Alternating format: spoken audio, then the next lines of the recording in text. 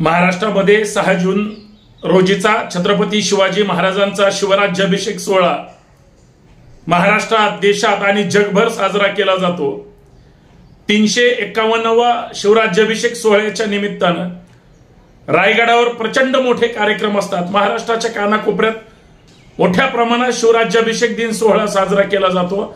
आपला राजा छत्रपती झाला ही गोष्ट काय सामान्य नाही असं प्रत्येक व्यक्ती म्हणतो।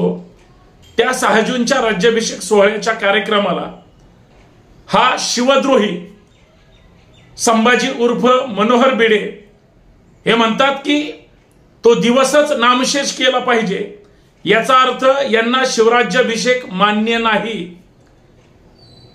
छत्रपती शिवाजी महाराजांच्या शिवराज्याभिषेक करण्याला ज्या लोकांनी विरोध केला होता त्याच लोकांची विचारधारा म्हणजे या संभाजी उर्फ मनोहर भिडे यांची विचारधारा आहे असं म्हणलं तर वावगं ठरणार नाही। म्हणजे यंदा तारखेचं काही देणं घेणं नाही। 6 जून ही शिवराज्याभिषेक दिनाची तारीख महाराष्ट्रात, देशात आणि जगात एकाच दिवशी साजरी केली जाईल। भिडेंना वाटतं ते तिथीनुसार साजरी केली पाहिजे, म्हणजे महाराष्ट्राच्या बाहेर शिवाजी महाराज समजले गेले नाही पाहिजे।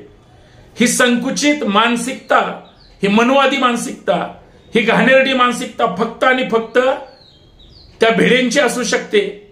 खरं तर भिडेंचं डोकं फिरलंय।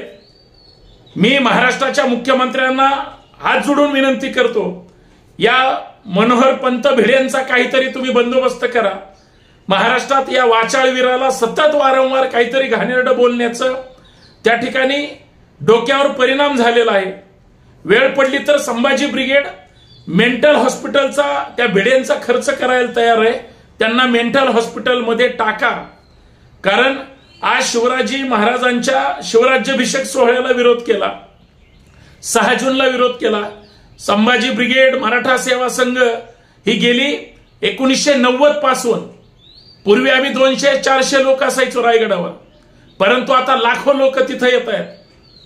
वर्षानुवर्ष हा सोहळा साजरा केला जातो। तो नामशेष करा म्हणणं हा शिवद्रोह आहे आणि अशा शिवद्रोही व्यक्तीवर खरं तर सरकारनं काहीतरी करावं। आणि या माणसाचं डोकं फिरलंय, हा माणूस विकृत आहे, हा सामाजिक तेढ निर्माण करणारा माणूस आहे।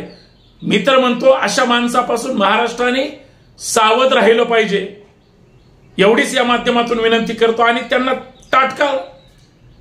तात्काळ मेंटल हॉस्पिटलमध्ये संभाजी भिडे यांची रवानगी करा, त्याचा खर्च संभाजी ब्रिगेड करायला तयार आहे, एवढंच या माध्यमातून सांगतो।